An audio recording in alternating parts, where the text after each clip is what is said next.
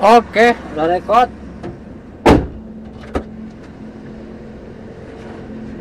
Yuhu. Kamera belakang udah record. Yuhu.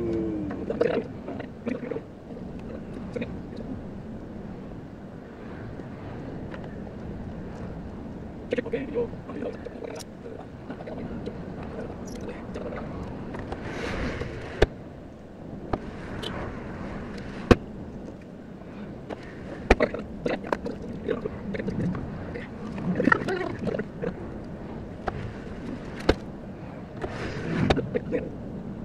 Ah, udah, oke.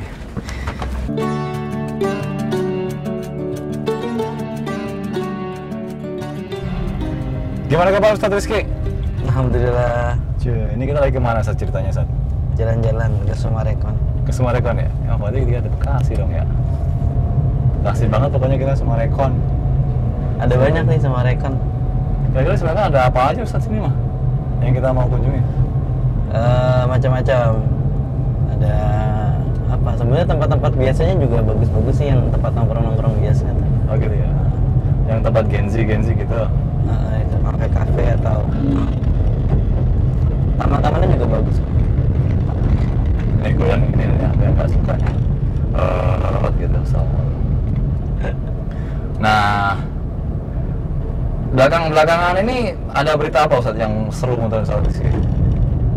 Macam-macam ya, kalau berita itu kan tergantung kebutuhan si penyelenggara berita juga. Cuman yang pasti yang sekarang yang lagi rame ya otomatis bahas-bahas pemerintahan ya.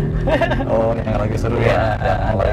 Ada Menteri Keuangan yang lagi naik daun. Oke. Ada berita kemarin konferensi terkait Israel Palestina. Oke. Ya sebetulnya obrolan sudah lama juga ya, nggak kelar-kelar. Ya bertahun-tahun sih memang Iya. kalau masa itu. Tapi untuk ini ya, khusus yang tadi tentang Palestina ya, presiden kita terakhir kali diundang ke apa namanya PBB ini untuk pidato tuh tahun berapa sih Ustadz? Aduh, aku Nggak ngikutin? nggak ngikutin kalau itu. Oke. Artinya mungkin yang aku lihat itu 10 tahun terakhir tuh memang baru sekarang yang Jadi pembicara. jadi pembicara. Artinya kan 2 periode yang lalu tidak jadi pembicara kan gitu kan. Gitu. Nah, ini periode ini makanya aku lihat kemarin di TV itu antusiasme orang-orang diaspora dan lain-lain di sana itu luar biasa lah, katakanlah kayak gitu, untuk menyambut presiden kita, dan mereka cerita tentang kebanggaan mereka dan harapan-harapan mereka. Yeah. Bahkan mungkin negara-negara yang lain terutama yang pendukung Palestina dalam tanda kutip itu juga menunggu statement, benar-benar tunggu statement beliau itu seperti apa. Nah, salah satu yang disampaikan itu sebenarnya kan kemarin kalau kita mau cek lihat lagi itu adalah tentang two state solution. Nah, aku nggak tahu apakah ini sudah kayaknya cuma ini doang loh yang bisa kita lakukan gitu. Apakah ada, gimana menurut satu solusi? Sebetulnya kalau mengenai solusi itu tentu orang-orang yang di pemerintahan lalu para pakar sudah mengetahui jalan terbaiknya, dan itu yang keluar kan, state solution. Dan kabar baiknya itu sebetulnya justru datang dari beberapa negara yang sebelumnya tidak mengakui kemerdekaan, sekarang berusaha untuk mengumandangkan kemerdekaan Palestina itu. Bahkan dari beberapa segmentasi masyarakatnya melakukan protes terang-terangan terkait genosida, pembebasan, dan kemerdekaan Palestina itu kan. Dalam acara-acara wisuda mereka berani pakai bendera Palestina dan sebagainya. Sebetulnya sudah menunjukkan sikap bahwa untuk memerdekakan Palestina itu sebetulnya tidak perlu banyak administrasi, tapi butuh kemanusiaan aja gitu. Oke. Artinya lebih yang diperhitungkan tuh manusianya. Ya, kemanusiaan. Ya, cuman tetap namanya unsur teritorial, kekuasaan dan lain sebagainya itu memang tidak bisa dihindari dalam konflik-konflik internasional kayak gini.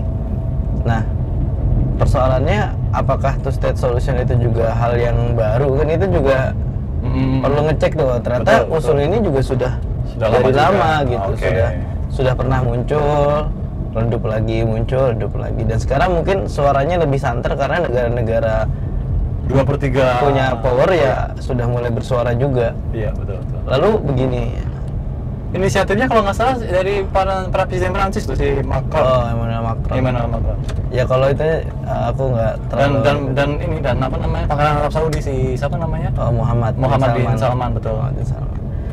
Dan Ya aslinya itu ya, sebetulnya terlalu banyak pertanyaan yang muncul di otak ketika membahas Palestina sebetulnya. Kayak misalkan Liga Arab kemana gitu, negara-negara sekitarnya kemana gitu. Tentu kan mereka juga nggak mau kena imbas, misalkan habis nolong Palestina malah negaranya yang kena colek. Kalau negaranya yang kena colek maka rakyatnya terancam.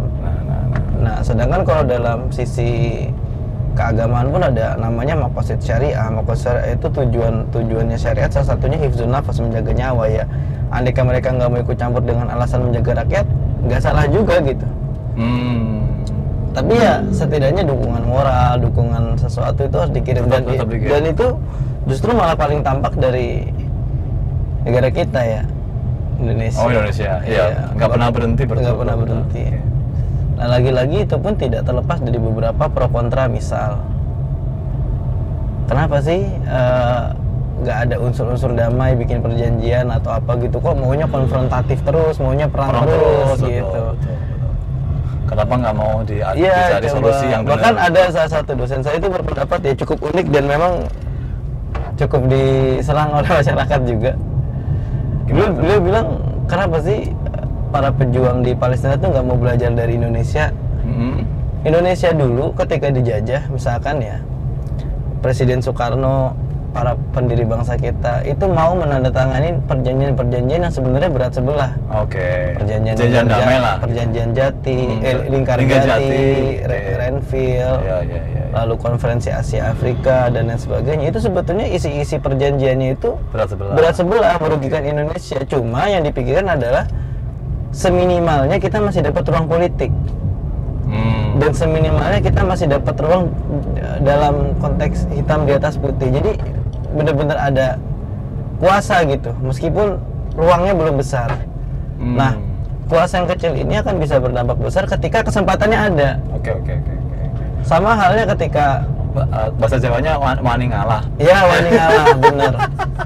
Wani ngalah. Nah, tapi kan wani ngalah nggak berarti kalah. Ya, betul. Kita nunggu momentum. Bahkan ketika Jepang menyerang Pearl Harbor, lalu diserang balik Hiroshima Nagasaki, para pemuda kita kan cerdas ya, artinya memahami geopolitik saat itu, dan akhirnya mendesak Soekarno untuk membacakan proklamasi yang dimana sebelumnya Soekarno sudah sepakat dengan Jepang untuk mengumandangkan kemerdekaan itu pada 24 Agustus. Tapi kalau misalkan kita mengumandangkannya di 24 Agustus, maka seolah-olah ya kemerdekaannya itu giveaway. Dikasih, betul. Seolah-olah merdeka giveaway. Nah, para pemuda ini nggak mau masa merdeka giveaway ya. Kita harus deklarasikan kita sendiri. Ya akhirnya diculik, singkat cerita itu ya, diculik di Kerengas Dengklok dan sebagainya, lalu terjadilah proklamasi 17 Agustus. Dan itulah salah satu contoh yang dimana embrio awalnya tuh kan mulai dari Sumpah Pemuda 1928, terus Budi Utomo 1908. Semuanya ada tahap kecilnya gitu. Pelan-pelan terus prosesnya sudah ada sebelumnya. Iya. Bibit-bibitnya sudah terlihat, lalu mulai mengiyakan perjanjian dan sebagainya dengan berbagai macam perhitungan. Ya pada akhirnya ketika momentum itu muncul, kita bisa melakukan perlawanan. Nah, sekarang dalam berita-berita lain misalkan, apakah di internal Palestina sendiri sudah seirama 100% misalkan gitu. Apakah masih ada konflik internal juga? Itu juga perlu dipelajari.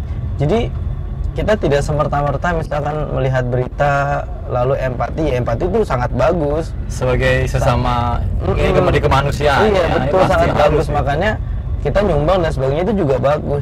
Tapi kalau urusan negara, urusan teritorial, urusan perang dan sebagainya, itu bukan hanya sekedar kemanusiaan, tapi ada unsur administrasi, ada unsur yang namanya prosedur, SOP dan sebagainya, undang-undang dan sebagainya. Nah, itulah yang disebutkan oleh Sayyidina Ali itu al-haqqu bil nizam yaqlibul batil bin nizam.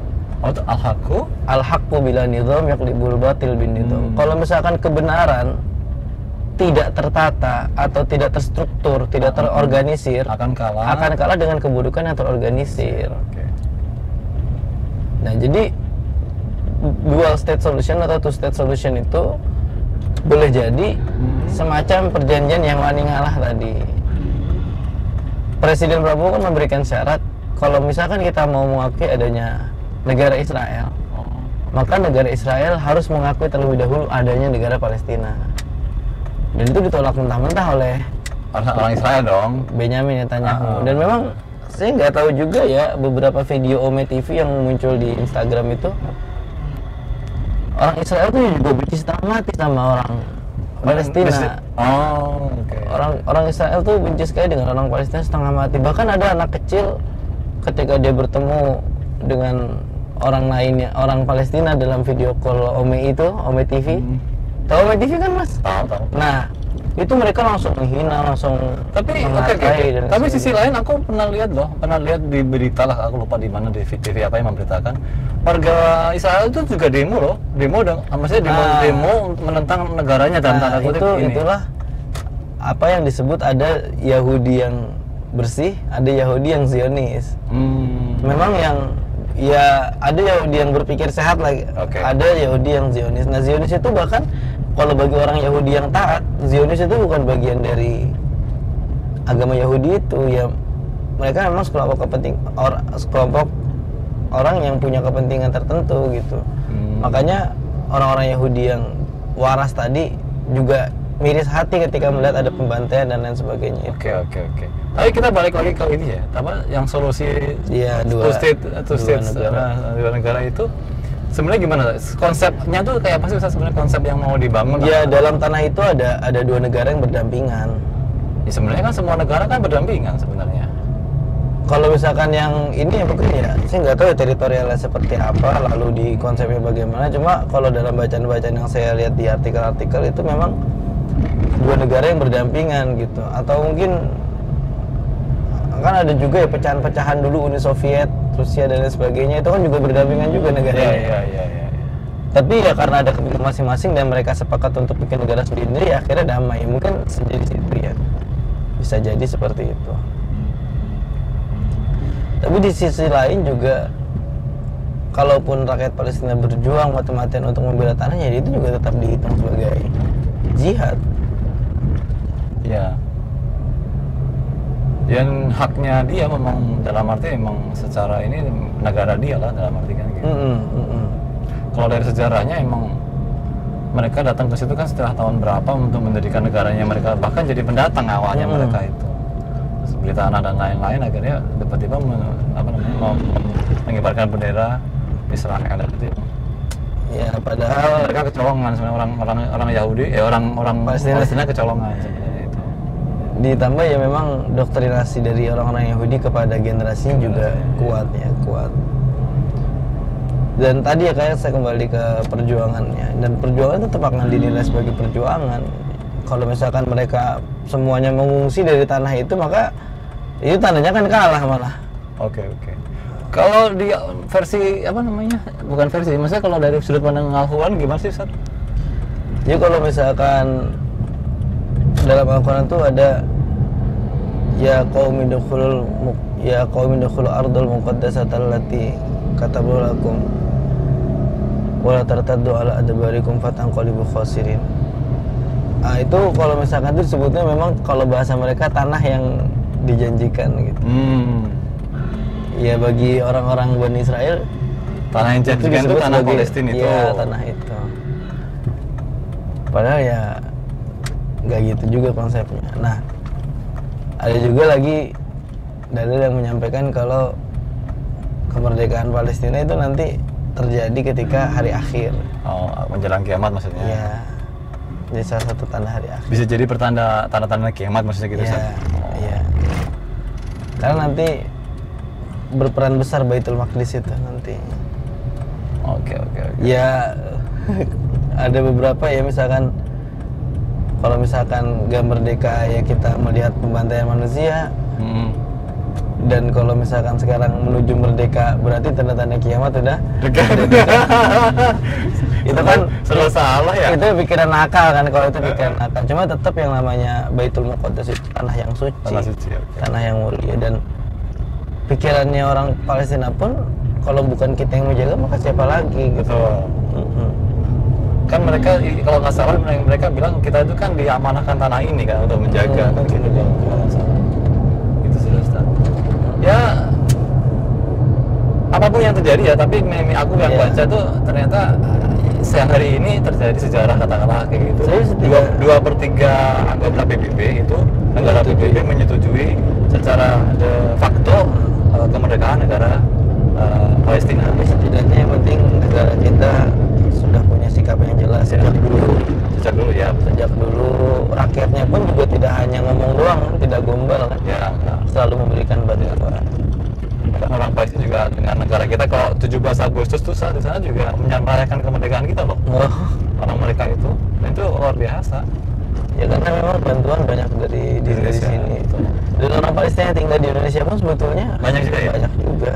Ya entah aktif sebagai pendakwah atau mengimami sholat dan lain sebagainya itu banyak. Iya. Tapi kadang-kadang aku berpikir gini lah, istilah lain ya. Ini negaranya kan perang dalam tanda kutip. Orang Palestina keluar dari negaranya terus apa ya, mengabdi apa segala macam. Kok nggak bantuin saudaranya perang gitu, kadang-kadang aku mikir. Itu kan pilihan jalan hidup saja ya. Oh gitu ya.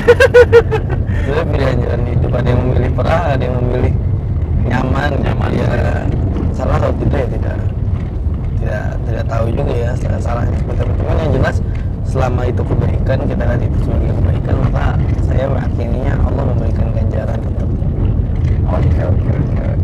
Ya kita berdoa teman saudara-saudara kita di Palestina Iya. segera apa ya, terbebas dari penjajahan lah.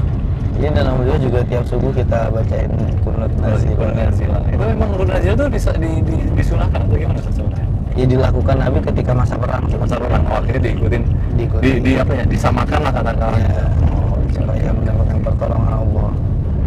Ya, sebaik-baik pertolongan sama Allah. Iya, betul. Sebaik-baik pertolongan sama Allah. Bagaimanapun Salah juga satu- manusia kan usaha aja. nih. Salah satu wasilahnya ya kunut nazilah itu. Kunut Nazilah. Oh keren banget sih. Tapi aku baca-baca di ini pada bangga semua, orang-orang pada bangga loh dengan tulisan kita, bangga loh dengan statementnya yang luar biasa berani, dengan tegas menyatakan bahwa kalau nggak salah yang aku baca itu ditantang untuk ngirim pasukan perdamaian ke sana, dengan begitu IDF-nya mau keluar. Nah, diiyain sama si bapak kita gitu. Bapak Presiden. Itu luar biasa tuh. Ya kalau untuk urusan sikap dan pembelaan saya rasa sudah sejak lama ya Indonesia memberikan komitmen yang jelas untuk itu. Ya itu juga yang menyebabkan relasinya cukup bagus. Cukup lah luas, Malaysia luas banget. Dan sebenarnya sebagaimana semuanya proses bertahap, saya pikir andaikan disetujui pun sudah ada wilayah kekuasaan dan kedaulatan yang jelas gitu kan. Jelas. Untuk membangun kekuatan, untuk setidaknya rakyatnya tinggal dengan aman, dengan tenang. Bahkan Inggris itu langsung membuat peta baru, Ustaz, tentang terkait apa? Karena ada statement itu, Inggris bikin peta baru tentang apa namanya, wilayah di sana, pembagian wilayahnya itu muncul. Ntar bisa dicek lah itu. Kayak gimana? Keren sih. Ya intinya hari ini sudah ada sejarah baru tentang apa sih namanya, tentang nasibnya saudara kita di Palestina. Itu aja sih paling ini. Ya, lagi trending banget. Oke, Kita siap. sampai ketemu inilah teman